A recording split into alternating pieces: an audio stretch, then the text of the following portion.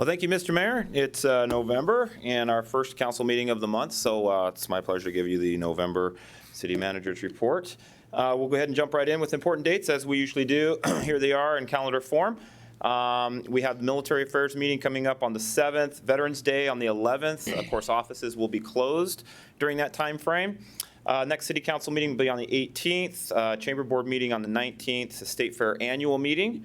For those of you who might be attending, that will be on the 20th of this month. The Magic Fund meeting is scheduled on the 22nd. Planning Commission, of course, last Monday of the month until you entertain a possible change this evening on the council agenda. That's scheduled for the 25th. And then Thanksgiving occurs Thursday, the 28th this month, and of course offices will be closed then. And then the downtown tree lighting celebration will start at 5 o'clock in the downtown on Main Street. So that'll be pretty fun. I want to jump into a couple things here. This project, the ERP, may be something you've heard a lot about over the last several months. And I want to explain it and give you an update as to where we are in this particular project. The Enterprise Resource Planning System, or ERP, software package is essentially a process management software component that will be added into or integrated into our operation, which will allow us to tie and integrate a number of different applications to manage our overall business processes and data information, allow us to update and provide reports and those sorts of things using data analytics more on the fly. This particular endeavor is one that the city operationally, as I've been informed, has not undertaken of such significance probably in decades. This is absolutely an enormous undertaking of the city. This will update a 30-plus-year-old antiquated operational system. And imagine what's happened in the last 30 years as it relates to technology, because that's what we're stuck in right now, and we're going to get out of it. So let's talk about what exactly we mean by this and what we're going to be doing. The project objectives are many. We want to increase user access to real-time system data. We don't have a lot of people that can pull information out of our current system. It's not accessible or available to a lot of folks, and it requires an enormous amount of manipulation.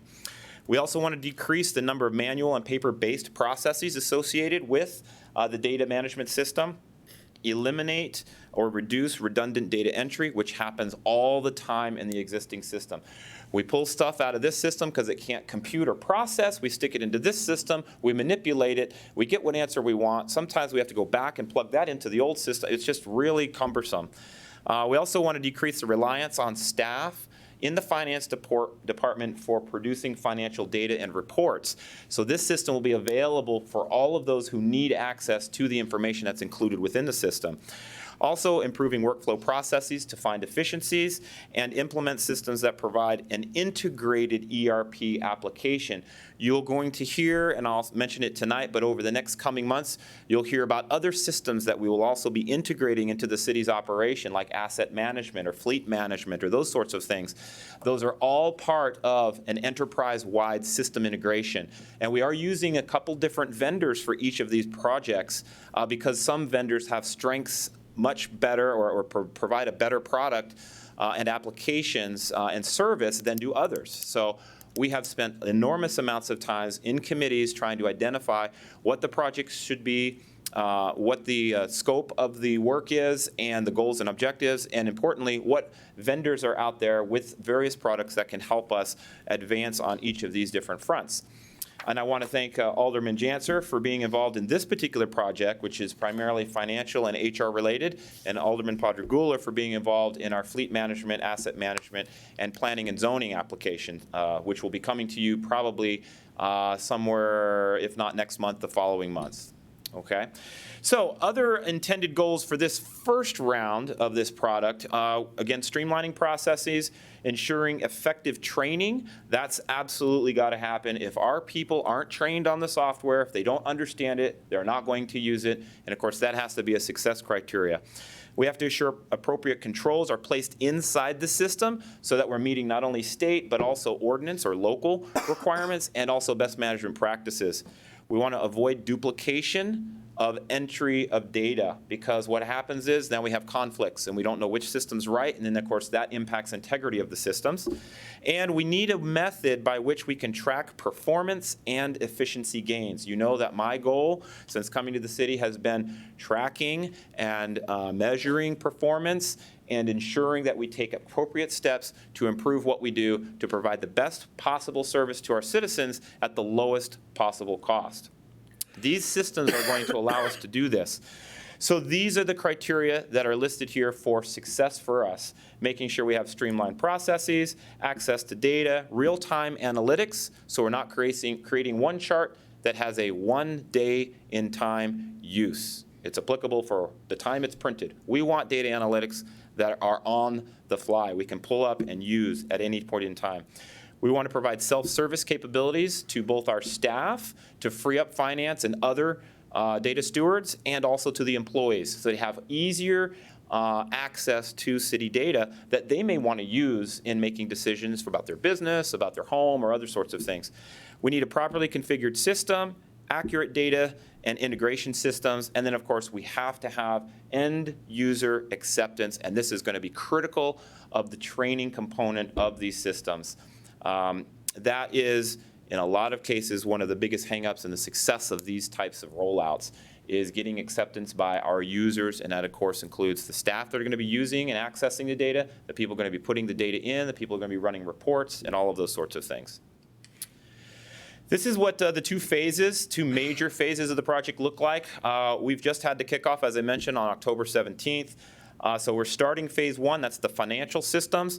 It'll be about a year-long project before all of the activities, and I'll share what those activities are going to be completed.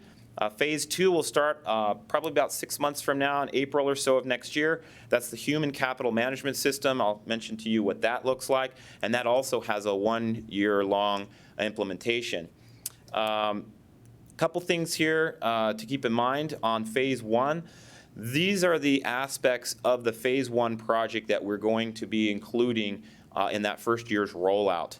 I do want to mention that we are going to attempt to build next year's budget using this software package.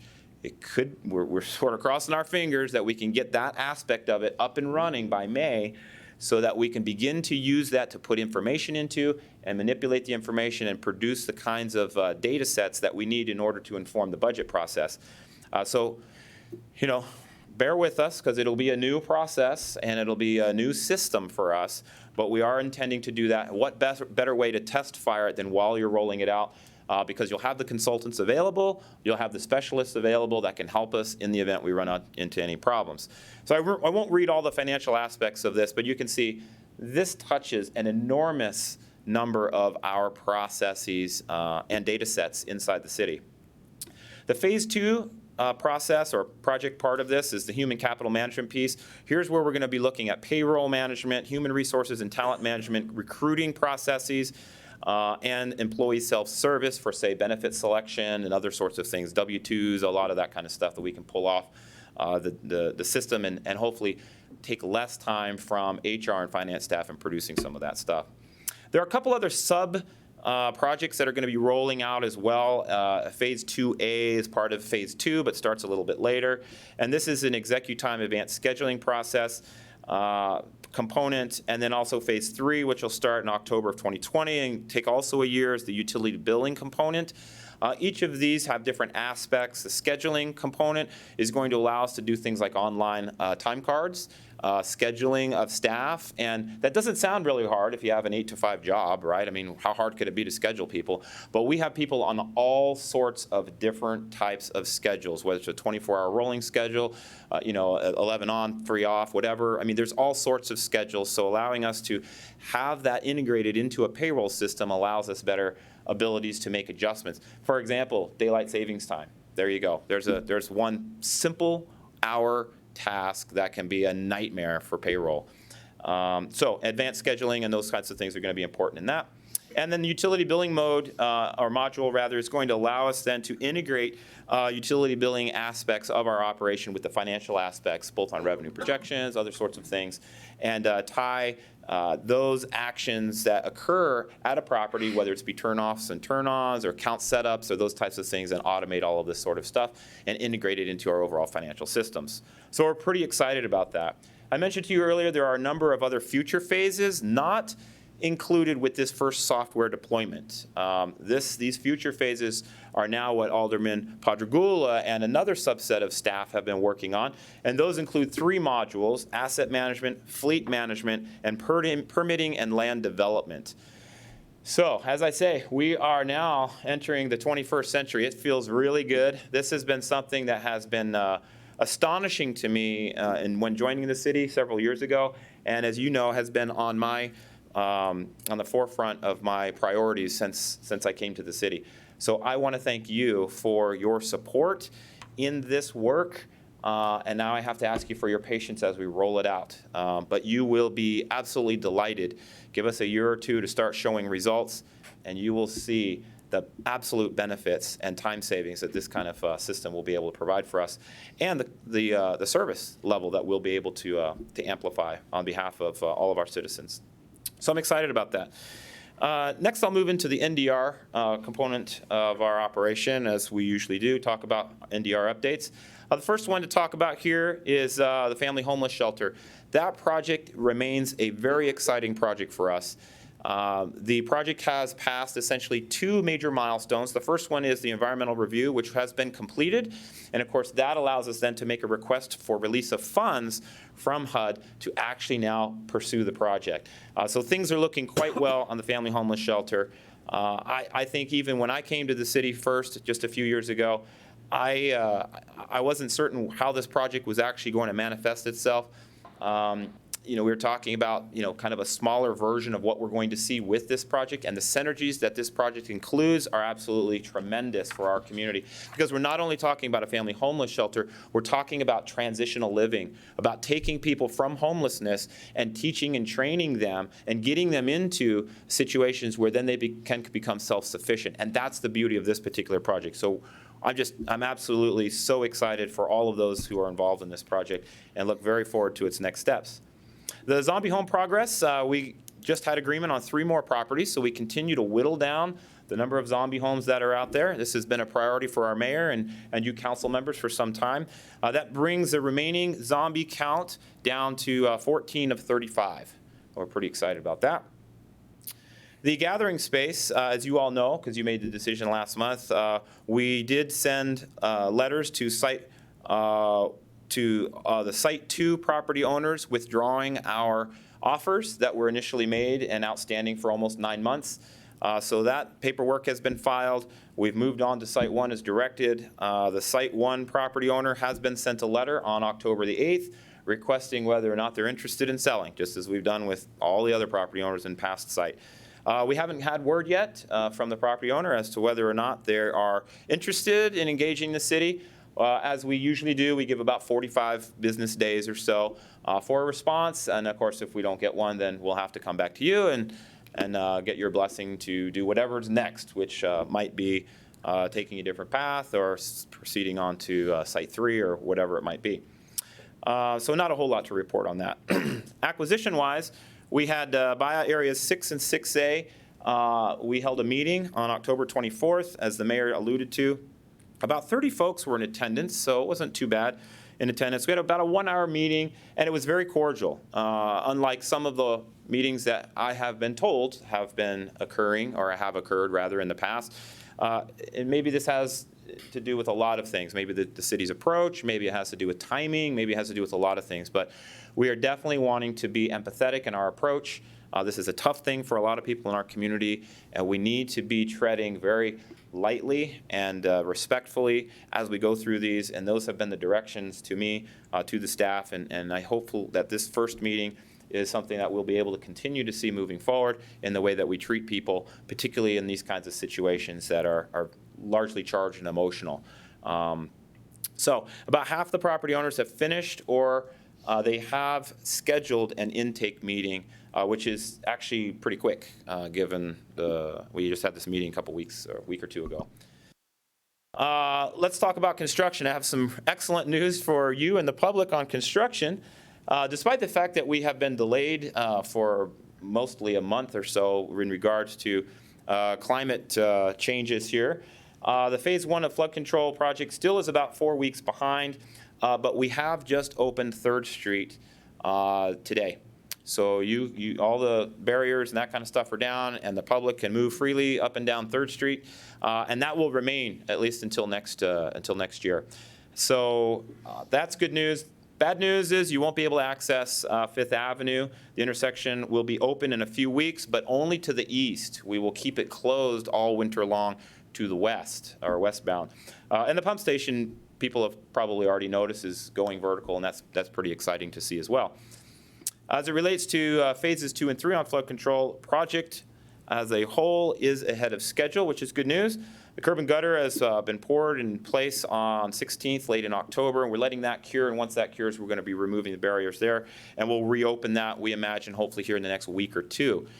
Finally, the dreaded Broadway panel replacement project, which was a very, and still is a very important project, envisioned 40 blocks of work from Northwest 20th to Southwest 20th. And that work we didn't quite get done. We got all the way from Northwest 20th Avenue down, or North 20th Avenue, all the way down to about 15th. We didn't quite make it the last five blocks before the weather got the better of us. And so essentially we'll have to come back and do that work next year. There'll be some temporary closures just as we've done. It should be a lot less impactful because it'll be a shorter period of time and whatnot. But Broadway is now open to 2 lanes again, both directions. There are no barriers or impeding movement or any of that kind of stuff, and we can enjoy that for the rest of the winter. So we're excited about having that. Up next, capital improvement plan. As you know, last year was our first attempt to develop a formalized 5-year capital improvement plan with detail and specifics and rating and ranking criteria and budget numbers and all that sort of stuff. We're in the process of revising that. I know that Lance Meyer, our city engineer, has sent an email out to you all requesting any information or projects that you might have or you want us to look at. Some of you have provided that information. I appreciate that. We'll be putting this plan together, and essentially, as we put the plan together, one of the things we're realizing is that we're not in too bad a shape when it comes to a lot of the municipal projects. If you look at last year's CIP, I think we were pushing something like $415 million, and only about $100 million of that was related to essentially municipal infrastructure. The other remainder was largely related to flood control improvements and the NOS project. So we're going to kind of see that as we move forward in the capital plan. As we develop the plan, here's what it looks like.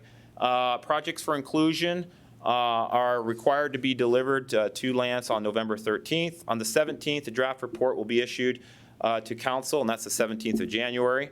Then we'll have a public report that's presented to you all on the 21st and to the public, and I will be taking comments from you and the rest of the public on that.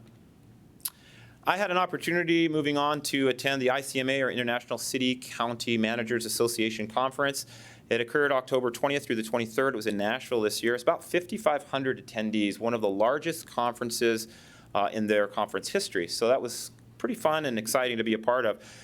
As you all know, who've ever gone to professional conferences or whatnot, it's great opportunities here to get energized or re-energized, to get reinvigorated, to kind of essentially figure out where we are in relationship to others. So I see these things as therapeutic and informational, right? It's therapeutic because there's always somebody that has a worse story than you, or a worse, comes from a worse environment or a worse whatever.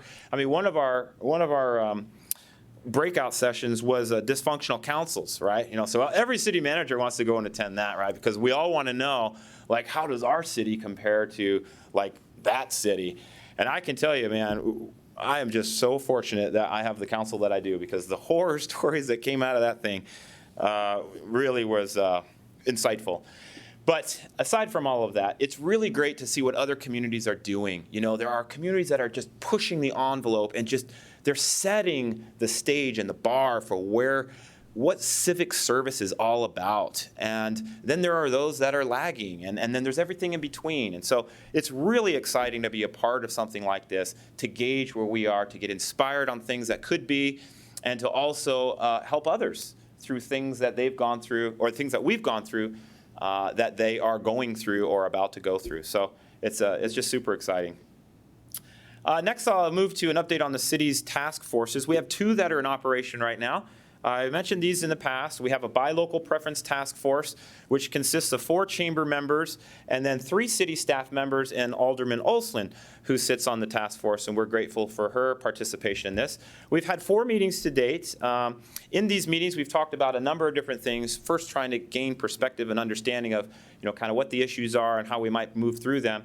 I think we had a breakthrough meeting, this last meeting, which was last week, where we talked about a number of different ideas and initiatives that the staff are vetting out right now, and the chamber is also working to vet out. I'm excited for our next meeting because I think we'll be able to put that into recommendation and then begin refining that recommendation. And I hope that no more than 2 more meetings will be required, which will put us on schedule before we'll have a report that we can develop with recommendations and then deliver that to you. And of course, the chamber executive can deliver to his constituency as well. So I think things are progressing quite well there.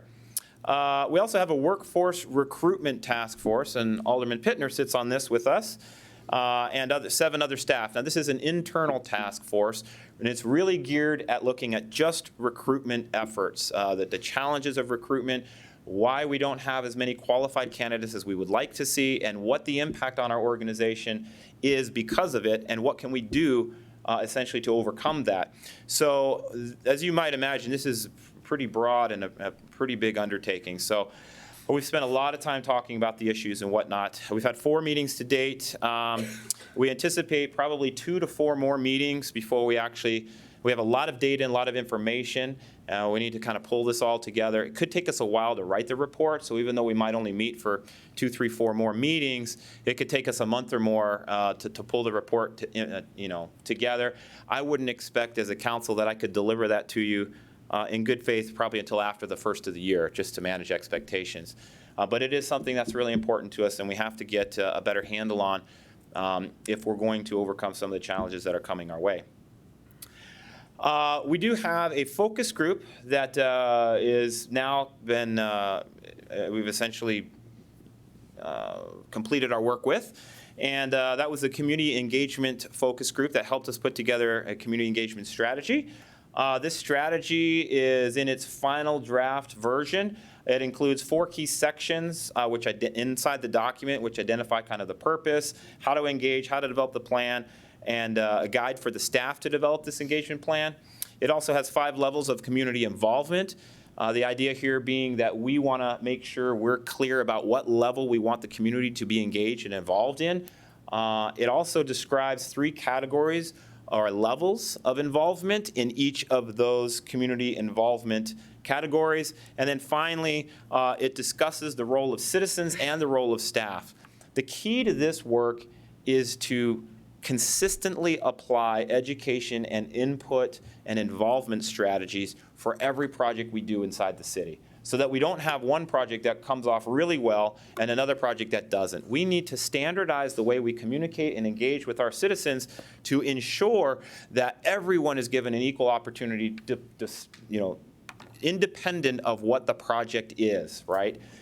So this will allow us as a team to really evaluate what it is we're trying to do in our community, whether it's a project, a program, plans, services, any of those kinds of things, and apply the appropriate amount of community engagement and input that we might seek. So I'm excited. This will essentially go to the department directors here in the next couple of weeks. I'll be looking for their inputs on the final version. We'll finalize that version, and then I'll get the community engagement plan to you, and I'll be looking for your comments and suggestions and all those things, and hopefully we'll finalize it from that and then implement it across the city. Next, the Main Street Summit. I won't go into too much detail here. The mayor mentioned it already. It was a pretty good summit. It was expanded from 2 days to 3 days this year. We had 9 keynote speakers. One thing I found very invigorating is that we had about 20 members of the Minot community go down and participate in this. It wasn't just city staff and elected officials. We had folks from other organizations that were down there, and I found that pretty inspiring. That shows that we have people in our community that want to get engaged, they want to learn these things, and they want to do what they can to make our Main Street and our downtown and our overall community better. There were lots of different topics that were included in the summit, and they were all very good with great speakers and whatnot. So I want to thank the governor and his staff for putting this together. It was quite inspiring. With that, I do lastly have a staff highlight that I wanted to mention. And if I could get the fire chief and also Austin Burns to join me here at the podium, I want to just say a few words about Mr. Burns. And then I know our chief probably wants to say a few words. This is Austin Burns, for those of you who don't know Austin. He's been our training captain for the past 2 years. And the reason I bring him up is because I want to remind the council, and I know you know this, but I also want to remind our community just how awesome of a team and a staff that we have. And Austin exemplifies this. He was recently recognized as the Instructor of the Year by the North Dakota Firefighters Association. He received the award last week, I understand, right? And this is an enormous accomplishment and shows the kind of quality and caliber we have with our employees that do amazing things for us each and every day. Austin has been the training captain, as I mentioned, for 2 years. I got to go see his work, I don't know, maybe a month or two or so ago. They put me up in the burn tower, and I'm glad they asked me to leave before they lit it. That was actually Austin's idea. And I appreciate it. He brings a great energy and enthusiasm to the department. And I'm just grateful for his accomplishment here and in also helping the city look amazing. And thanks for keeping our staff safe and for all the things that you do. Chief, I don't know if you have a few words that you might want to say, or maybe I'll say go. I think City Manager Barry said it really well. We are very proud of Austin and everything that he's accomplished over the last 2 years. His focus is always to be more professional, and he does bring that energy every day. And I think he's one of the hardest working people in the city of Minot. So we thank him dearly for what he's done. Thank you.